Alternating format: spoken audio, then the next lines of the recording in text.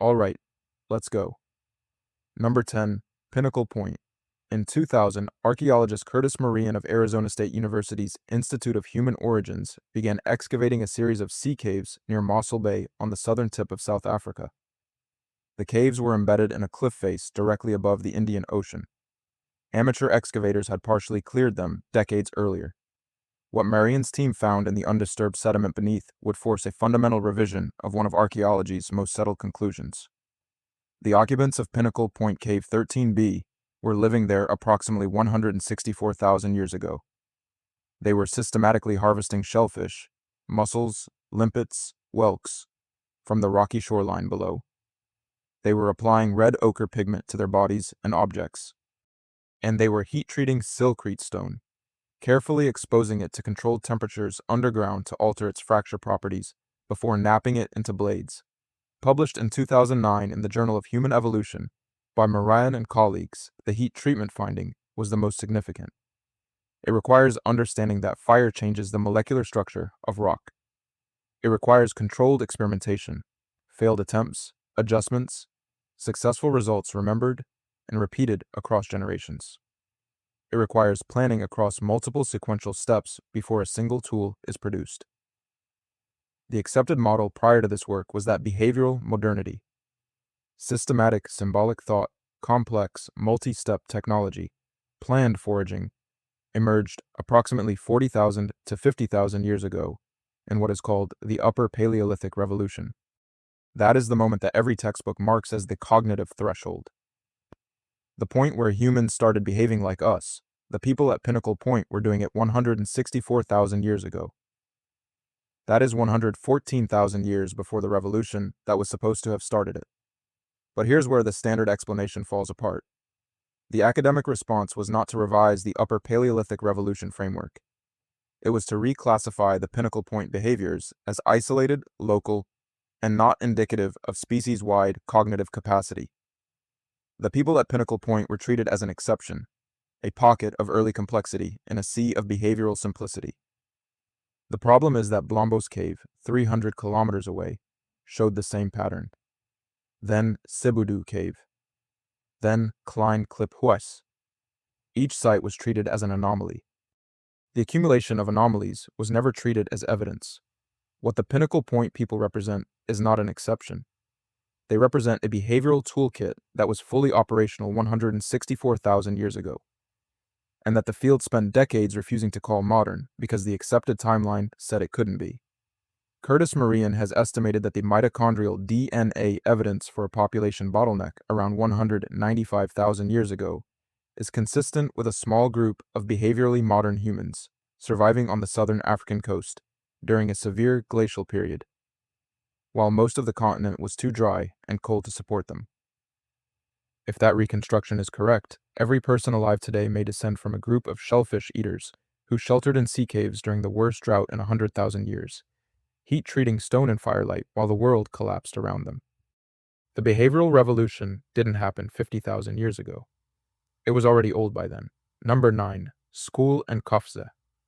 In 1929, archaeologist Dorothy Garrod began excavating a rock shelter on the slopes of Mount Carmel in what is now northern Israel. The site, Mugaret Es School, Cave of the Kids, had been known to local residents for generations. What Garrod's team found under the rubble were human bones. Modern human bones. Deliberately buried.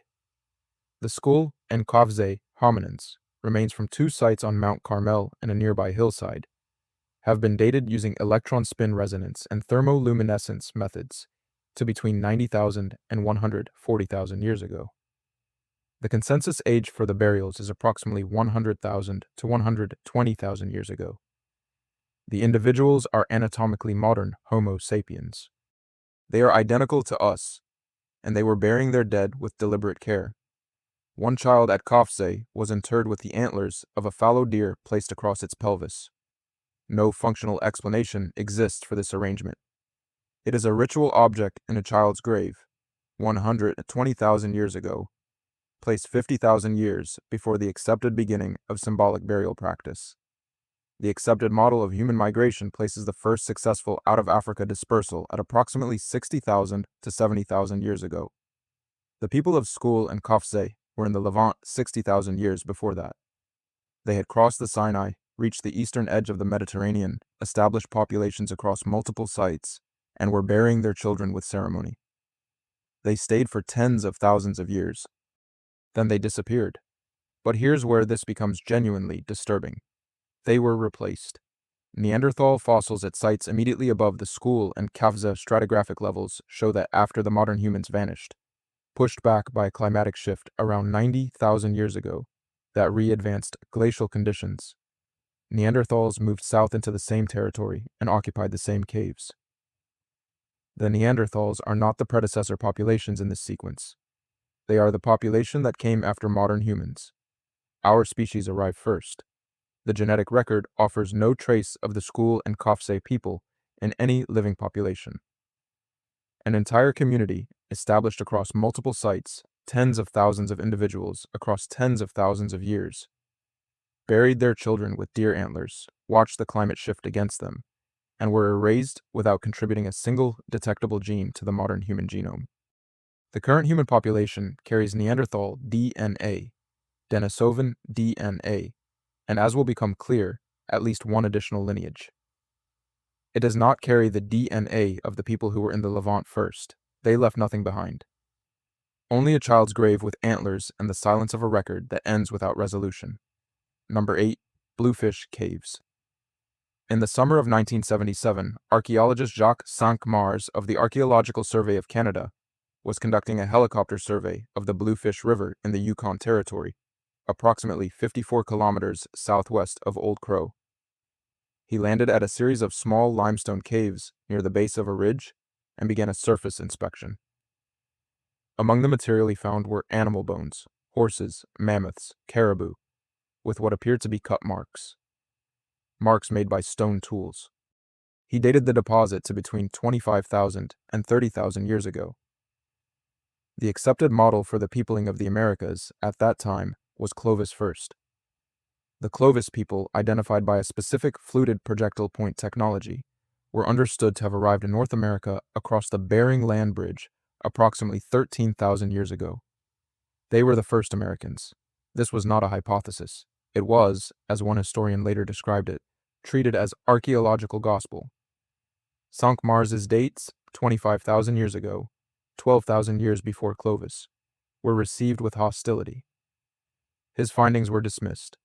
Funding dried up. His career stalled. He continued publishing without institutional support until his retirement. He died in 2004. In 2012, Lauriane Bourgeon, a doctoral candidate at the Université de Montréal, began a systematic re-examination of the 36,000 bone fragments Cinq-Mars had excavated over his career. Working through a microscope, she spent 2 years identifying and classifying cut marks. She found human butchering marks on 15 bones. She sent 6 samples for radiocarbon dating. The results came back in 2017, published in PLOS One.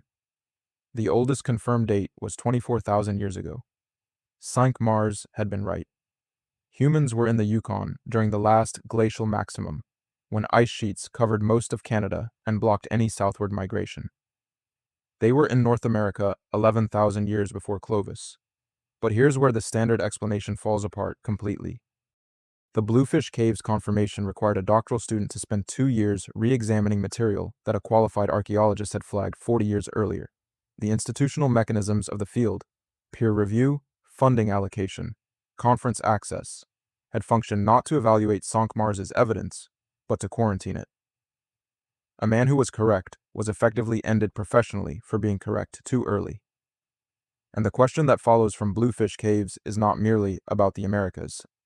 It is about every other site where a researcher found an anomalous date, published it without powerful institutional backing, and watched it disappear from the literature.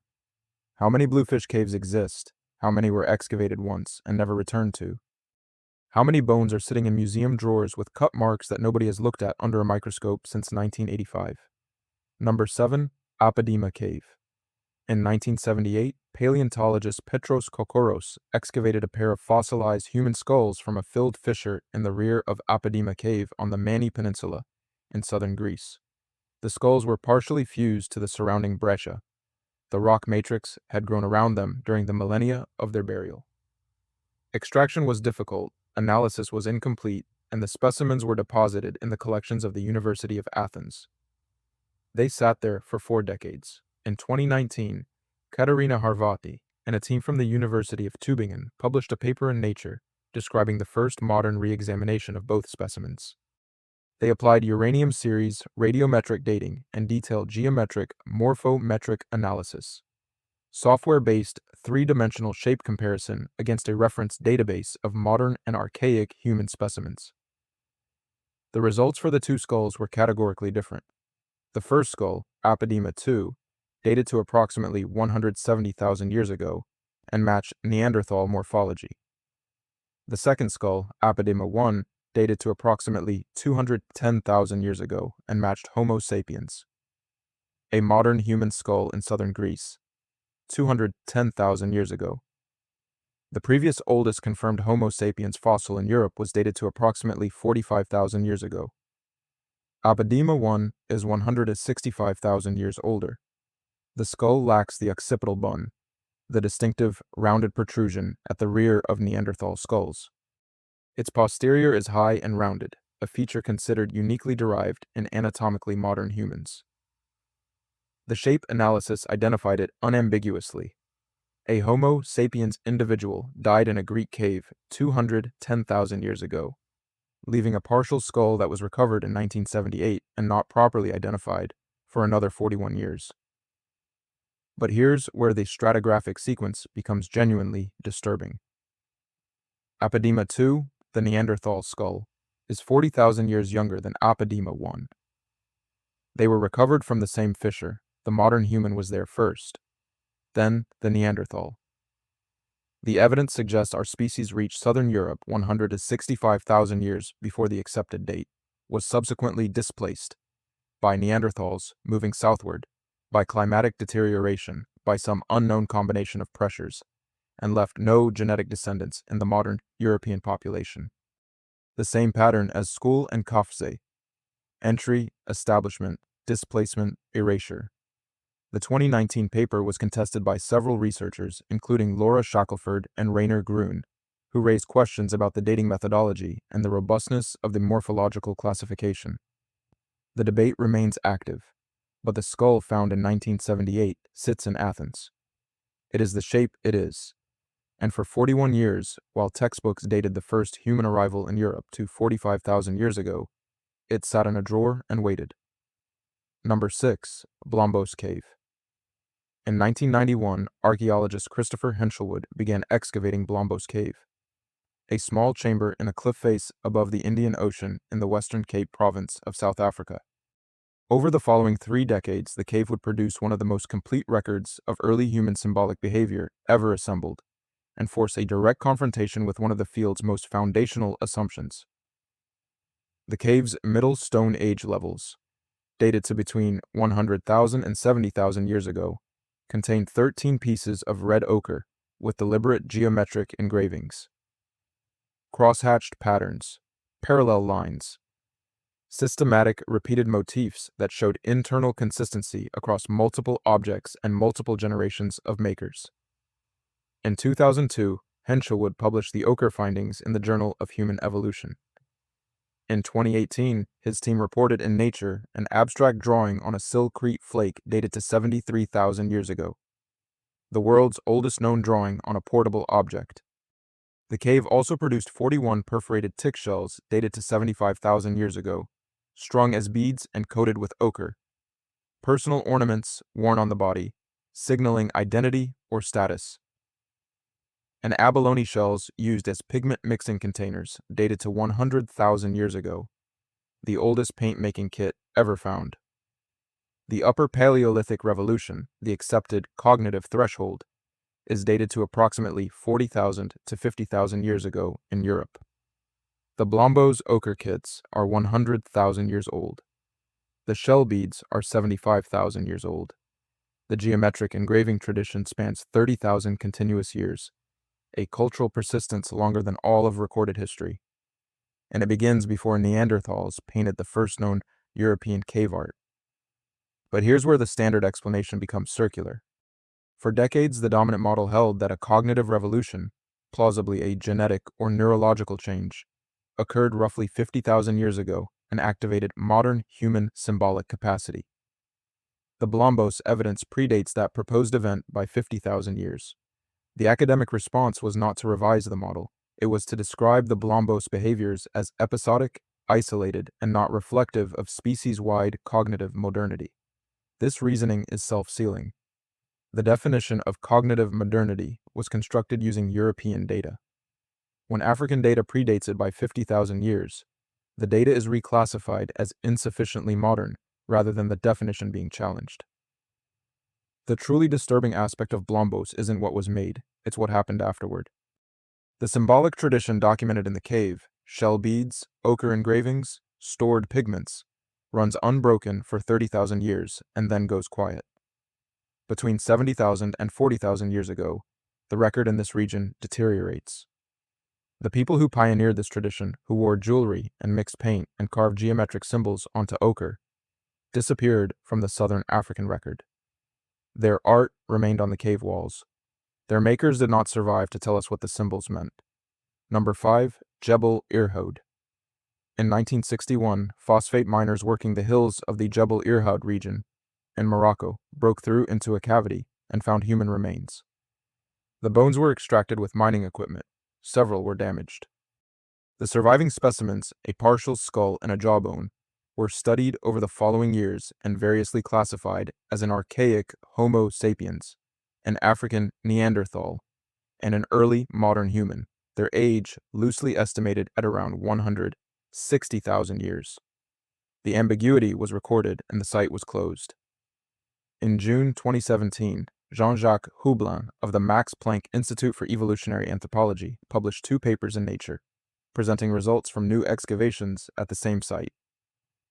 His team recovered 16 new fossils, skull fragments, teeth, long bones, from at least 5 individuals. Thermoluminescence dating of burned flint from the same stratigraphic level returned dates of 280,000 to 350,000 years ago. The central estimate, approximately 315,000 years ago. These were the oldest Homo sapiens ever found. The origin of our species had been pushed back 115,000 years in a single afternoon's publication. The previous accepted origin date was approximately 195,000 to 200,000 years ago, anchored primarily to the Homo kibish specimens from Ethiopia. That figure had been treated as settled for decades. The Jebel Irhoud skulls display a modern face, flat, with a retracted brow ridge, small teeth, a projecting chin, combined with an elongated brain case that had not yet fully rounded into the globular shape of later anatomically modern humans. The face finished evolving before the brain did. Modern humanity assembled itself from the outside in, over hundreds of thousands of years. But here's where the standard explanation falls apart. Jebel Irhoud is in Morocco, on the Atlantic coast of northwestern Africa, 5,000 kilometers from Ethiopia. The previous model assumed modern human anatomy evolved in a single East African origin point and radiated outward. A 315,000-year-old Homo sapiens in Morocco simultaneously destroys both the date and the geography. Houblin proposed a pan-African emergence, our species taking shape across multiple connected African populations simultaneously, through a network of gene flow and parallel evolution, rather than at a single point of origin. Not one cradle, many. The deeper implication is about the 115,000-year gap itself. For over a century, the species' origin was located at 100 R 95,000 to 200,000 years ago, based on a small number of East African fossils. An entire field of behavioral archaeology, migration modeling, and genetic analysis was constructed on that foundation. Every model that assumed a 200,000-year-old species now requires revision. And the question that should be asked, and isn't, is how many other foundational dates are load-bearing assumptions held in place, not by data, but by the absence of anyone having yet looked at the next layer down. Number 4. BT1. In 1982, a joint Ivorian-Soviet archaeological expedition led by Yode Guédé of the Université Félix Houphouët-Boigny excavated a site in the dense rainforest of southern Côte d'Ivoire. The team recovered stone tools, Middle Stone Age lithics, flaked and shaped, from deposits in the forest soil. The tools were catalogued, the site was designated Bete 1, and the expedition moved on. No adequate dating technology existed at the time to determine the tool's true age. Bete I sat in the literature as an unresolved datum for 40 years. In 2025 and 2026, a modern international research team returned to the site with current dating methodology. Their results, published in a study reported by multiple scientific outlets in May 2026, confirmed that the stone tools were approximately 150,000 years old. Homo sapiens had been living in dense, wet tropical rainforest 150,000 years ago. The previous accepted date for the earliest known human occupation of tropical rainforest was approximately 45,000 to 70,000 years ago. Bede 1 pushes that figure back by at least 80,000 years. Dense tropical forest offers almost nothing to a generalist forager. There are no open grasslands for large game pursuit. Fruiting trees are scattered unpredictably across a canopy that blocks horizon navigation. Plants that appear edible are frequently toxic until processed by specific detoxification techniques. Animal movement follows seasonal patterns invisible to anyone without accumulated ecological knowledge extending back generations. Navigation under a closed forest canopy, without stars or landmarks, requires spatial memory systems that modern experimental psychology would classify as exceptional even in trained individuals. The people at Bete Wise were not passing through. They were there, using the forest, processing its resources, surviving, and apparently thriving enough to leave a dense lithic assemblage across the site. This requires a level of environmental mastery, specific knowledge of plant species, toxin removal techniques, animal seasonal cycles, spatial navigation, that every published model of 150,000-year-old human behavior explicitly placed in the future. But here's where the implication reaches beyond this single site. Bete spent 40 years undated in the published literature. The original excavation was conducted in 1982 by a team that lacked the technology to establish its significance. The tools were there the entire time. If a site of this magnitude can sit unrecognized in the African literature for 4 decades, the question is, what else is there? Across the Congo Basin, across the vast forest zones of West and Central Africa that have been minimally surveyed, that remains undated, unrecognized, or unexcavated. The Bat-Silmore people were in a rainforest 80,000 years before they were supposed to be. The forest covered millions of square kilometers. They did not leave only one site. Number 3, Homo Naledi. In 2013, cavers Stephen Tucker and Rick Hunter navigated through a 17-centimeter wide passage at the back of the Rising Star cave system in South Africa's cradle of humankind and dropped into a remote chamber 30 meters underground. What they found at the bottom, relayed back to Lee Berger of the University of the Witwatersrand through photographs taken on a cell phone, would produce one of the most contested and unsettling papers in the history of paleoanthropology. The Naledi chamber contained the disarticulated remains of at least 15 individuals of an unknown hominin species. Berger's 2015 description in eLife named the species Homo naledi. Its brain volume was approximately 465 to 560 cubic centimeters, roughly 1/3 the size of a modern human brain, comparable to Homo habilis or early Homo erectus. Its feet were nearly identical to ours. Its hands could grip tools with precision. Its hips were narrow, like ours. Its skull was small and rounded, like an Australopithecine. It was anatomically a mosaic, assembled from morphological features spanning multiple stages of human evolution, existing simultaneously in a single body. In 2017, uranium-thorium dating of flowstones above and below the Naledi deposit placed Homo naledi in the Rising Star system between 236,000 and 335,000 years ago. This is the same period during which Homo sapiens was assembling its final anatomy at Jebel Irhoud in Morocco. 2 distinct species of the genus Homo, one with a modern face, one with a brain the size of a large orange, were alive on the same continent at the same time. But here's where the standard explanation falls apart. In June 2023, Berger announced results from expanded excavations, published as a preprint in eLife. His team had found oval-shaped depressions in the cave floor consistent with purposefully excavated graves. Engraved marks on the cave walls, crosshatch patterns, and geometric forms nearly identical to those at Blombos Cave. Evidence of fire in passages too deep underground for any natural light to have ever reached them. The study attracted immediate criticism. Will Rowe Brooks and colleagues published a commentary in the Journal of Human Evolution, arguing the burial interpretation was unsupported. Several journals declined the fire, and engraving papers pending additional evidence.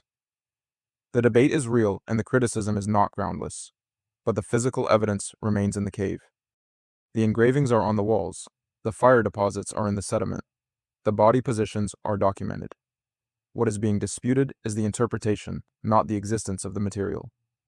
What Homo Naledi forces the field to confront is a possibility it has no existing framework to accommodate. That ritual behavior, symbolic expression, and intentional mortuary practice are not products of a large prefrontal cortex. If a species with a brain 1/3 the size of ours performed these acts in a cave system that required deliberate navigation through passages no wider than a human shoulder, then the foundational assumption connecting brain volume to conscious, symbolic behavior is not a law. It is an inference. And if that inference is wrong, then the confident line drawn between cognitively modern humans and every hominin that came before them is not a line. It is a story we have been telling ourselves, and the story has a problem in its basement. Number 2. Denisovans. In 2010, Svante Pääbo at the Max Planck Institute for Evolutionary Anthropology published a paper in Nature announcing the identification of a new species of archaic human from a single finger bone the size of a fingertip. The bone had been recovered from Denisova Cave in Siberia's Altai Mountains. It belonged to a child. The ancient DNA extracted from the compact bone was sufficient for full genomic sequencing. The sequence matched neither Homo sapiens nor Neanderthal. It was the genome of something else. The species was named Denisovans. By 2012, cross-referencing of the Denisovan genome with 1,500 modern human genomes had established that Denisovan DNA is present in billions of living people. Mainland East Asian populations carry approximately 0.2% Denisovan ancestry. Melanesians, the people of Papua New Guinea and the surrounding Pacific Islands, carry between 4 and 6%. Indigenous Australians carry similar proportions.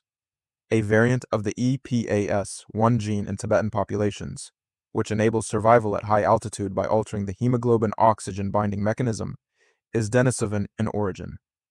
Without it, high-altitude habitation on the Tibetan Plateau, home to millions of people today, would be physiologically near impossible for the standard modern human genome.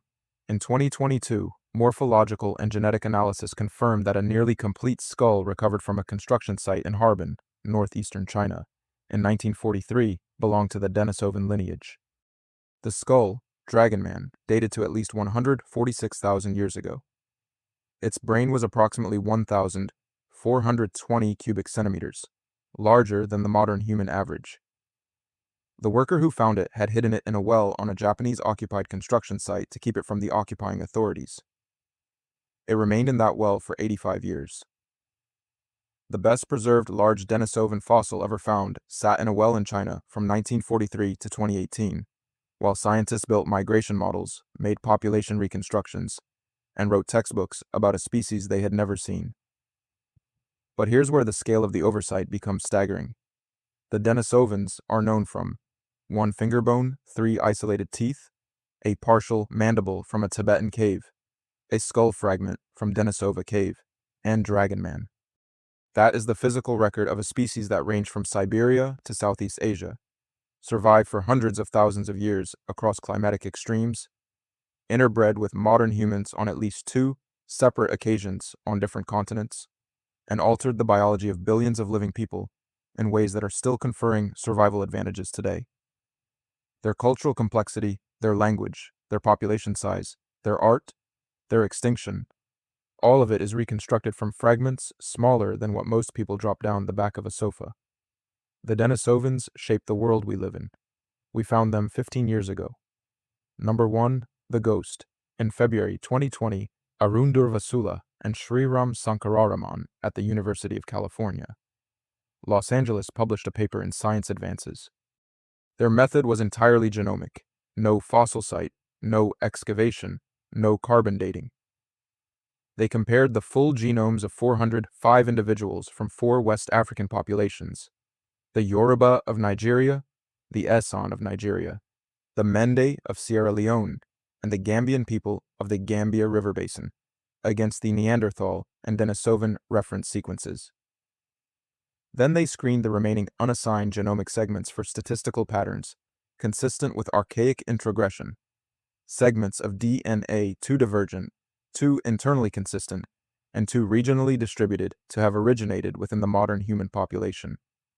They found one.